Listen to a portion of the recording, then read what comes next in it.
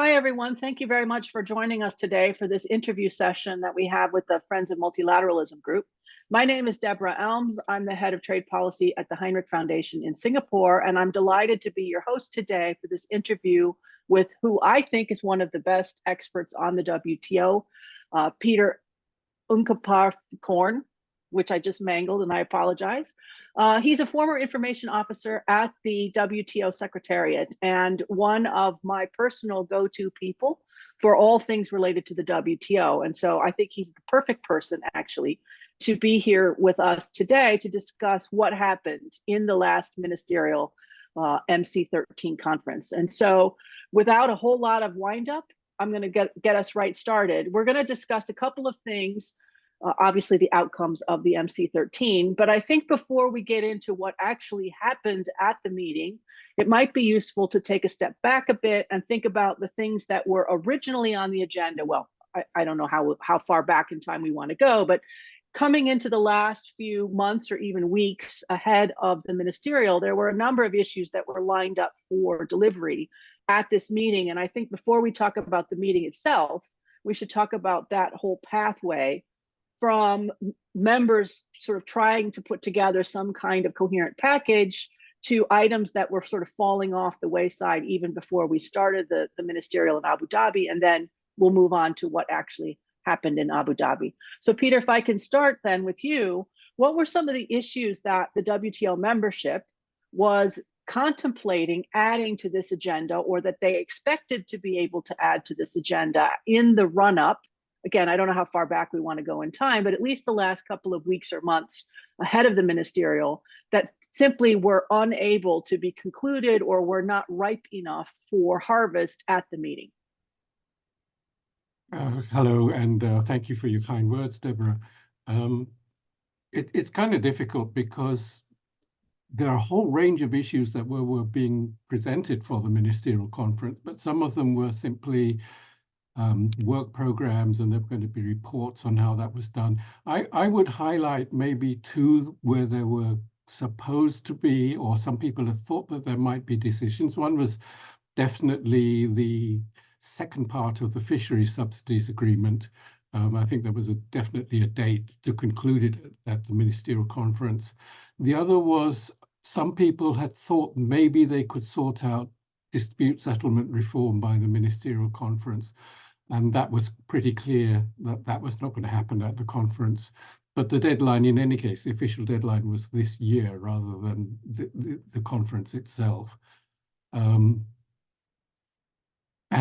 there were some other topics that were up for discussion and so on. But I think that the big picture that I would highlight is one that Bob Wolf and I wrote about before the ministerial conference, is that in fact the climate at the moment is not going to be very promising for delivering anything of significance at the ministerial conference.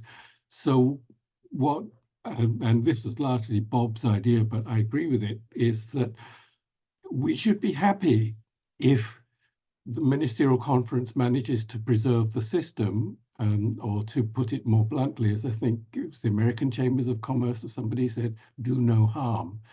And the problem of why we would be happy with that level of low ambition is that the climate is not good. There are elections everywhere in the US, in India, and the EU, and so on. So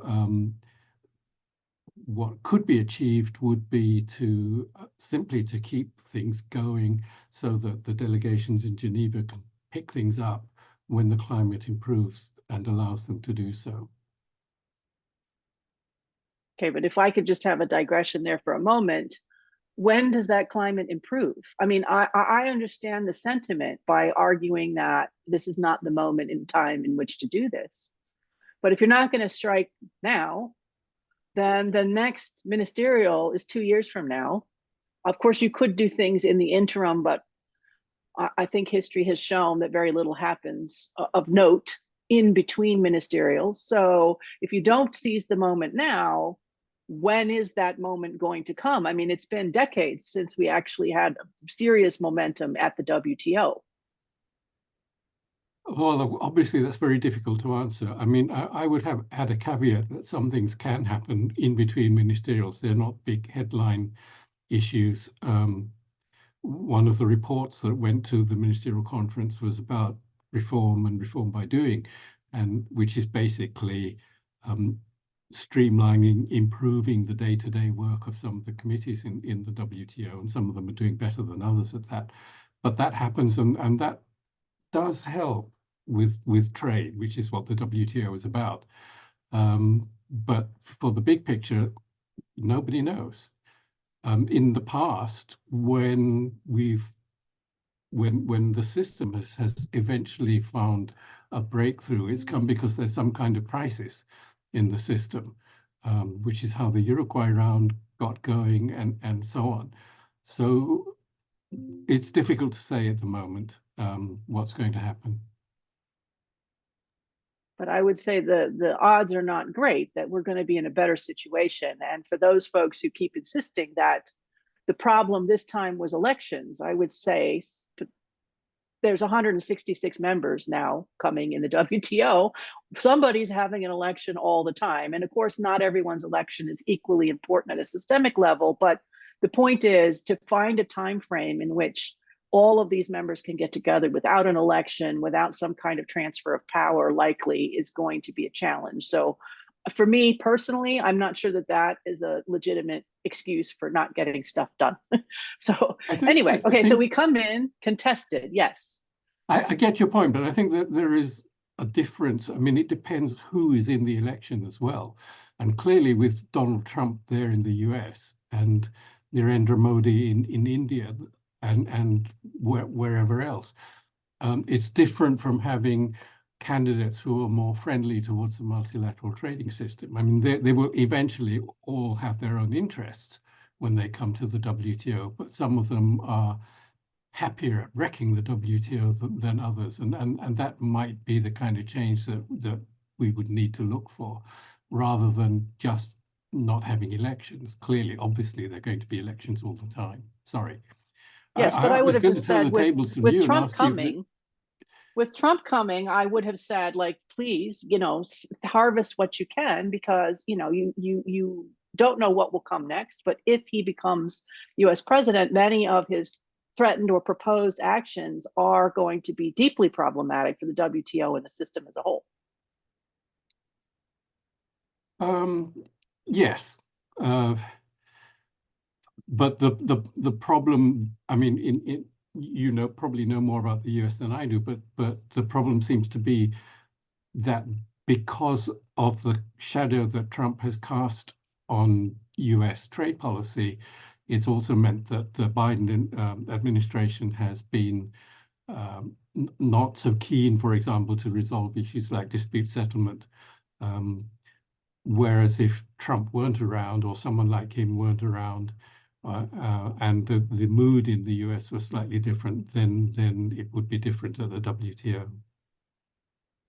Perhaps. I mean, I would have just suggested, please, seize a moment, if at all possible, and get more on the table and delivered than we ultimately, in my view, saw. But okay, so coming into this meeting, then expectations, I think, were modest at best.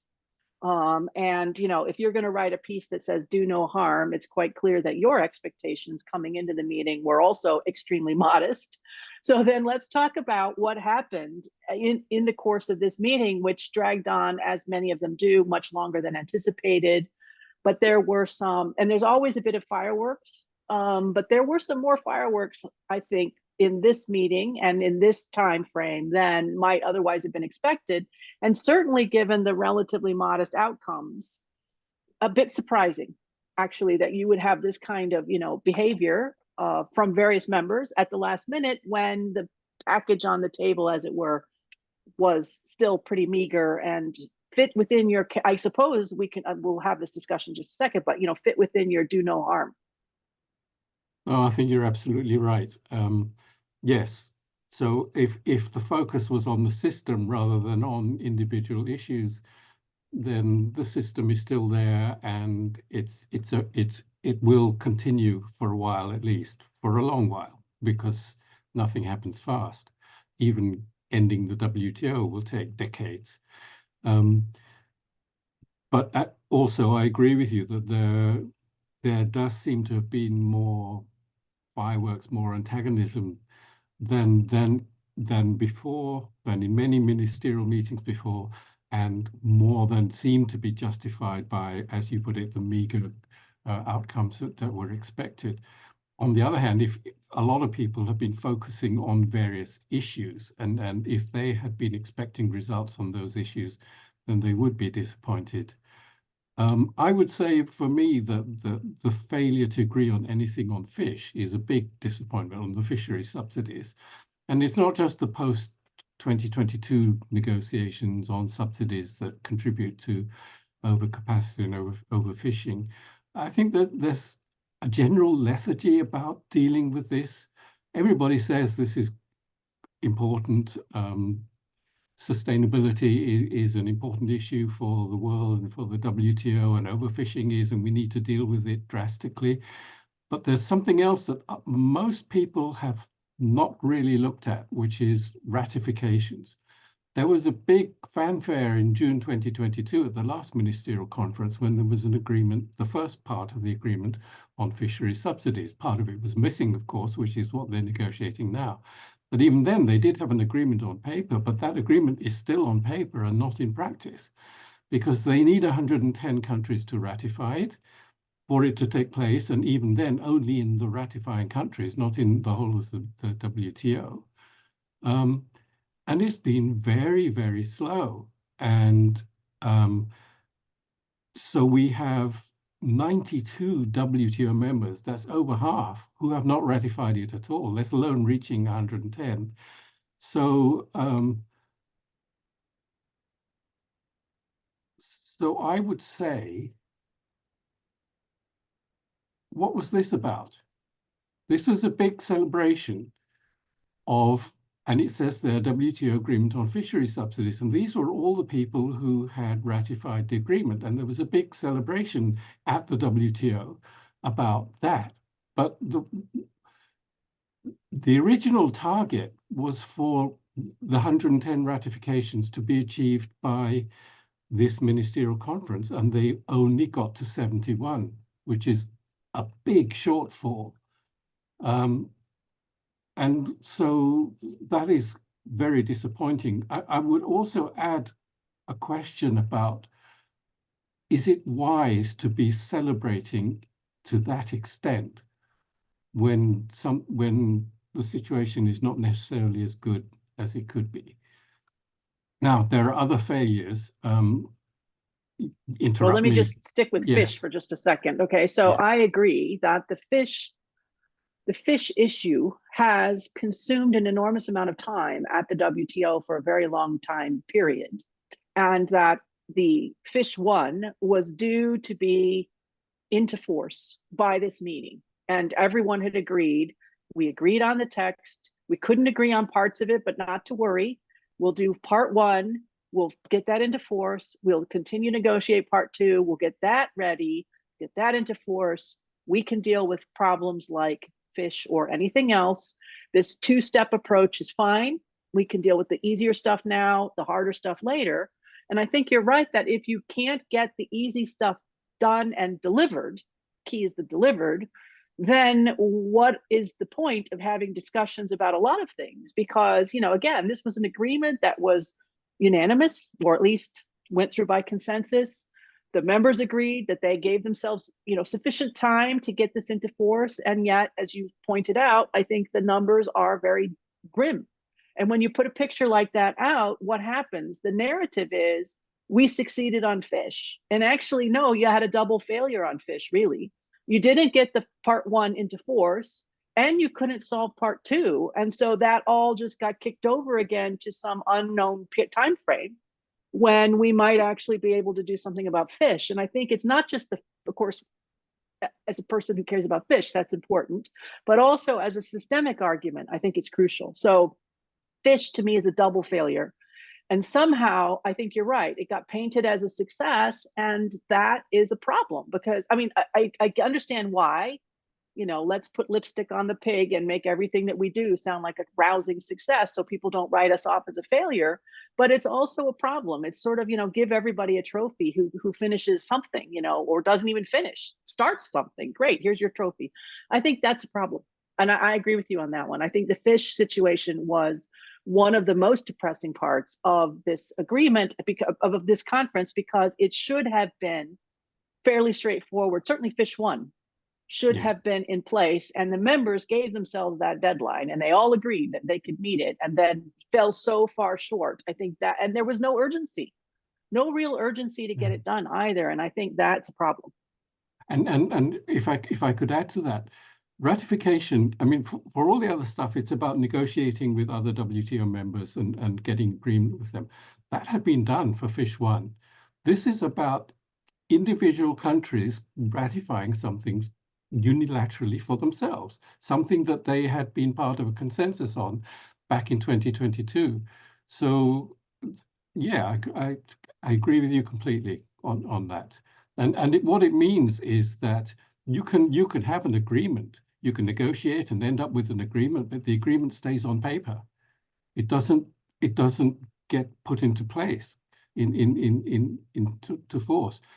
Now, this is actually a very interesting agreement, and it has implications for the future direction of the WTO as well, because it's the first agreement in the WTO that is not about market distortions.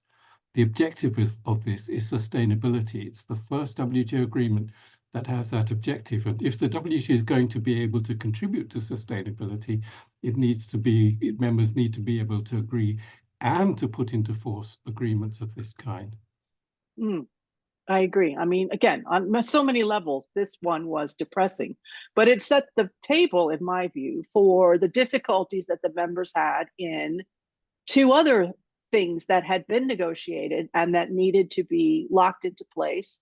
Both of them are what the WTO members call plurilaterals, which is not the whole membership, but a very large portion of the whole membership, on services and on investment. And I think it's worth noting what happened in those, especially for me, the services discussions, because the media descriptions of what happened is that we had this tremendous entry into force for services. And I think you have been particularly good at pointing out, hold on, yes, but. And so I'd like you to take a minute to explain to people who are watching this what you meant by yes, but.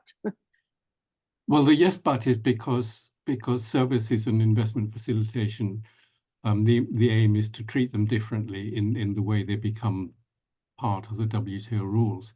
With services, it's not that there is a separate agreement that will be attached to the rule book as an agreement. It's because the disciplines on services are included in individual members' commitments on services, which is commitments to open their markets and not to discriminate, and that kind, or exceptions to allow them to discriminate.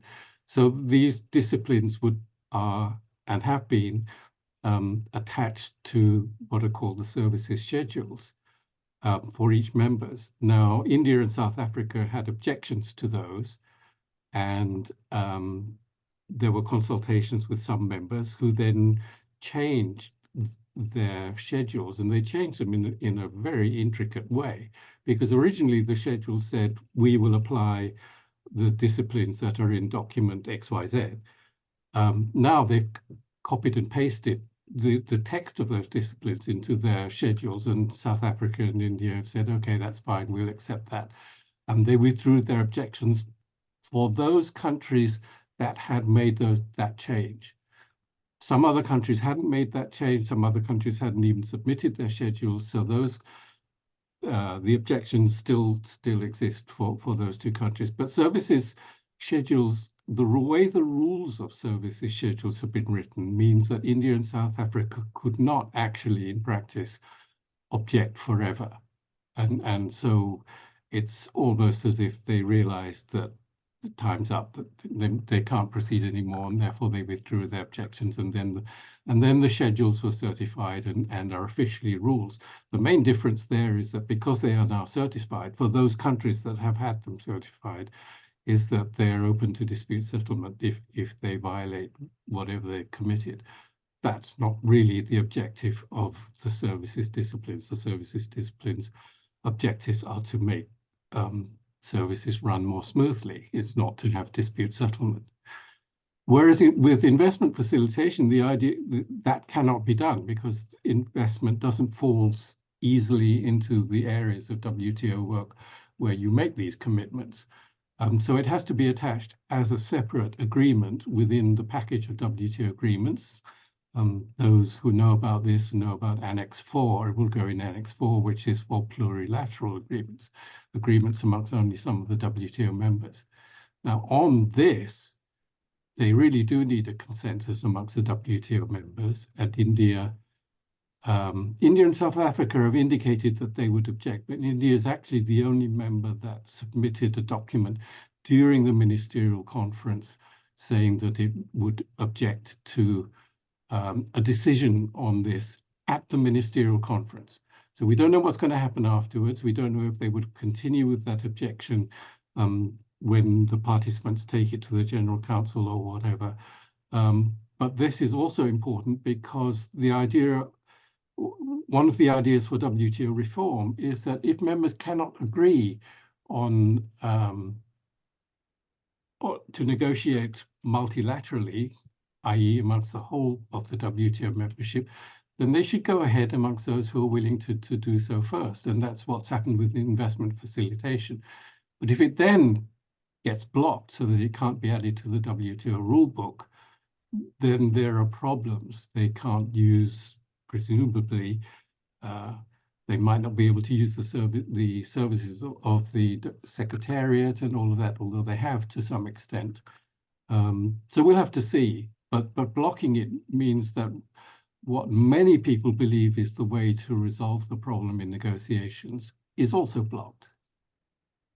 And is also going to be potentially stuck, although again, as you pointed out, we don't know. Maybe this gets resolved quietly in the coming months, and suddenly we have an investment facilitation agreement at the plurilateral level that becomes embedded within the WTO rulebook for those who were part of this negotiation. Now, it matters not just for that particular plurilateral, but it also matters for another plurilateral, which you didn't mention at the outset, on e-commerce. Yes. And there were folks who thought heading into this ministerial that e-commerce joint statement initiative would have at least some kind of harvest, not the whole agreement, because there's still debate about some big issues, data flows, localization, source code, scope, exceptions.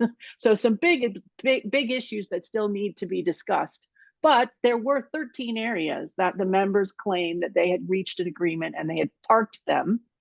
And the hope had been that maybe some of them could have been put forward as a sort of a small something, and that you could have had at the beginning of a plurilateral on e-commerce approved.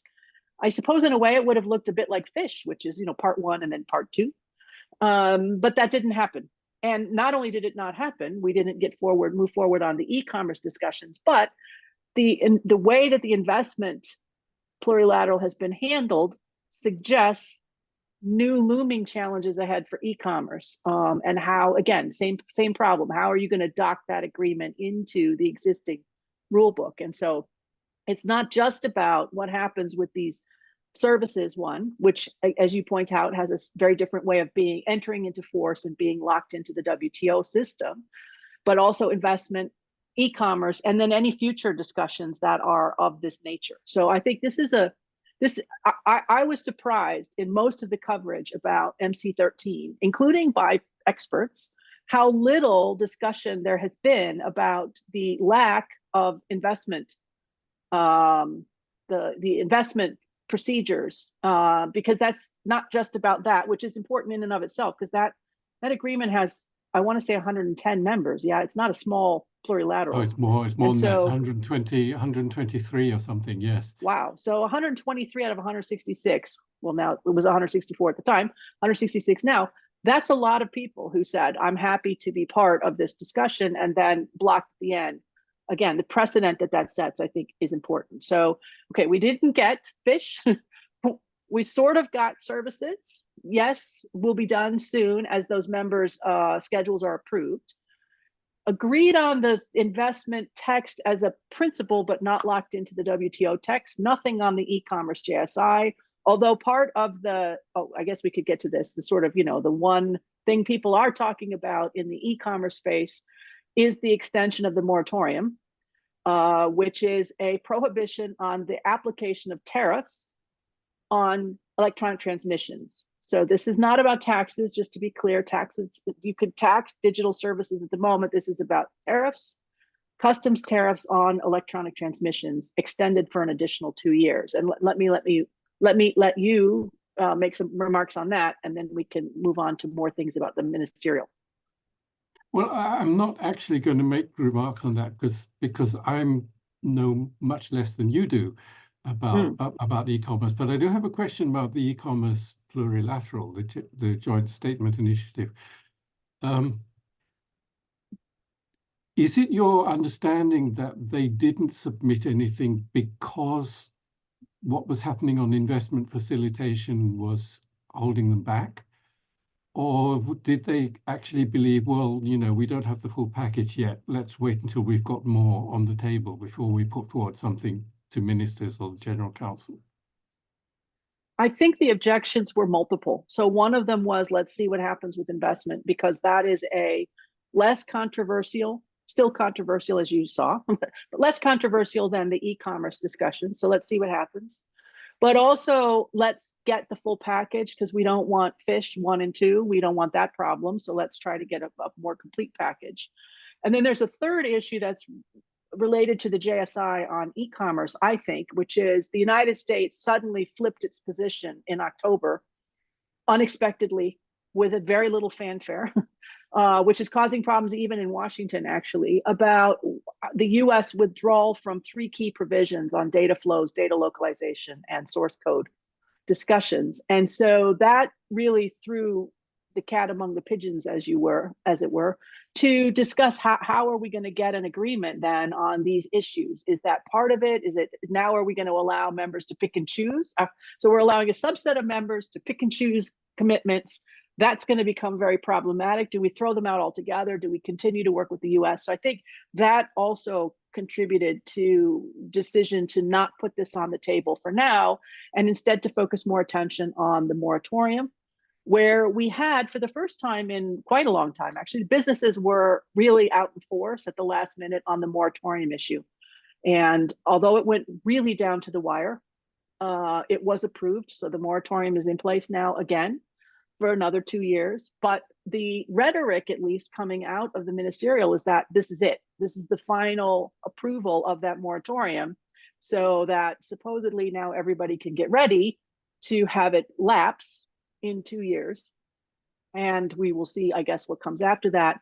Businesses, again, all those who are out in force will tell you that this is going to be deeply problematic if we start imposing customs tariffs on digital service. Well, we have to have a discussion about what exactly electronic transmissions mean, but any way that you cut this is going to be some kind of digital services, cross-border transmission is going to be subject to tariffs in some of the members if they choose to do so. So I think that is celebration, yay, it's extended, but it also comes with a sort of sigh at the end of it, because if it lapses in 2 years, then that I think is going to be deeply problematic. So moratorium was one of the kind of bright spots, but even that one for me is a sort of mixed bag. Yeah, I'm happy it didn't fall. I really thought it would fall, and it was as I understand it, extremely close to falling. So it just barely got over the line. We got 2 more years to get organized to make sure that it doesn't collapse again.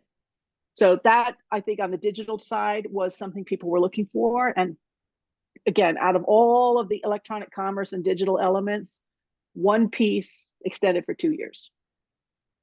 Yeah, and I think that this raises, I mean, we've spoken for quite a long time. I think that this raises one of the questions about the future, because as you said, it looked like there wasn't going to be a consensus to extend the moratorium. But if you look at who was actually involved, only 3 countries wanted to stop the moratorium: South Africa, India, and Indonesia. And a very large number of countries put their names to paper saying we want to continue with the moratorium, including the bulk of developing countries. And it's not just a first developing country issue. It's like I haven't counted, but I guess it's at least 100 versus 3. And this puts incredible strain systemically on where the WTO goes from now. It wasn't the only issue where there was only a tiny minority blocking. The investment facilitation thing, attaching it to the WTO agreements, there was only India on paper that had objected, but that India successfully blocked it. And for those of us who are observing, this is an issue that may need to be resolved because they don't want to vote. But how can you deal with not voting and then have things blocked by 1 or 2 members? I mean, you could also say that's the same with reforming appeals in dispute settlement, where the US seems to be the only one that's actually blocking on that too. Will they deal with this in the future, or will they not? Will they just continue as they have in the past? I think that's a question for the future as well.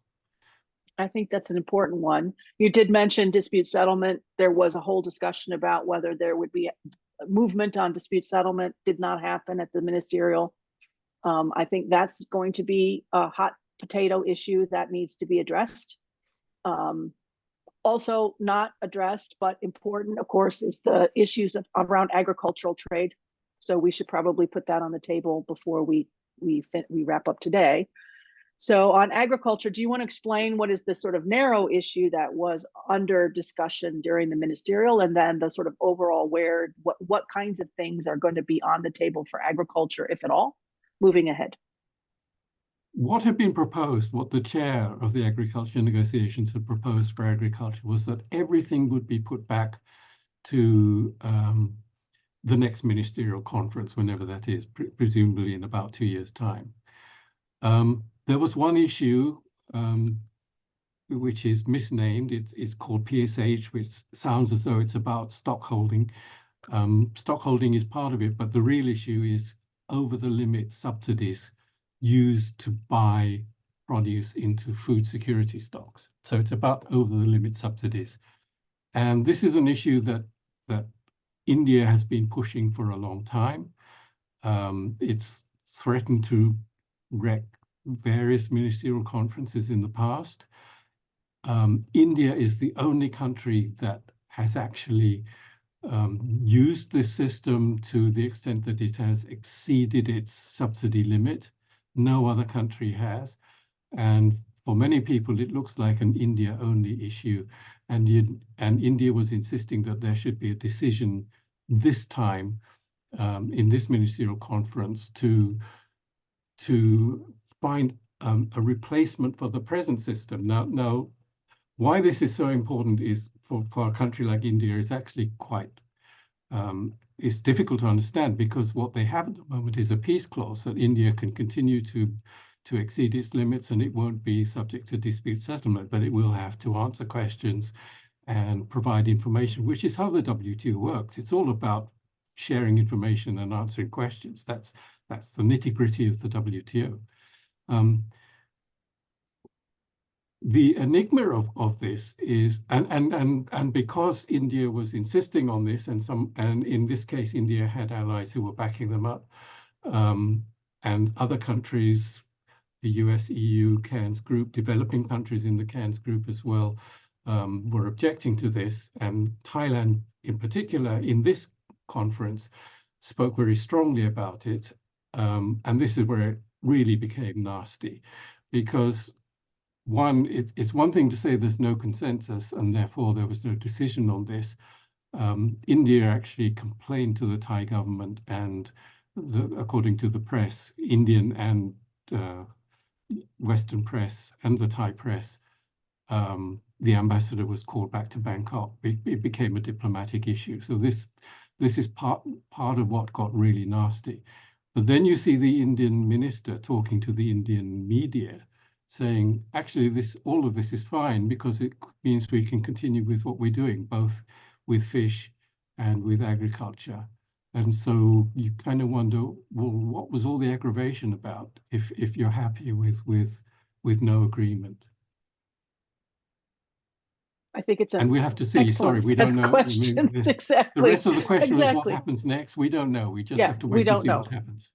We don't know, but at least there was some discussion about a much broader agricultural conversation. I don't want to use the word negotiation at this point, but at least some kind of broader agricultural conversations to take place when everybody gets back to Geneva, and where that goes, I think, is unclear. But I do think it's important to mention the agricultural issue in a discussion about MC13 because it was one thing an that issue. slipped my mind, which is important to say, that there was also a proposal to improve the transparency of export restrictions on food, which is important for net food importing countries. And because agriculture was off the table completely, that went as well. And it's a pity that that wasn't dealt with personally. I think that there should have been a decision that would help food security in that aspect. It wasn't going to stop people from restricting exports. It's simply going to say, if you can do it, you need to be more transparent. Well, there's clearly quite a bit of work that could be done. A lot of issues on the table. The one bright spot before I bring us to a close and thank our audience for their patience in listening. The one bright spot that everyone agreed to was fantastic was the addition of 2 new members. So Timor-Leste and Comoros are both members. Well, they will be members 30 days after they complete their domestic procedures to become members. That could be 30 days from now.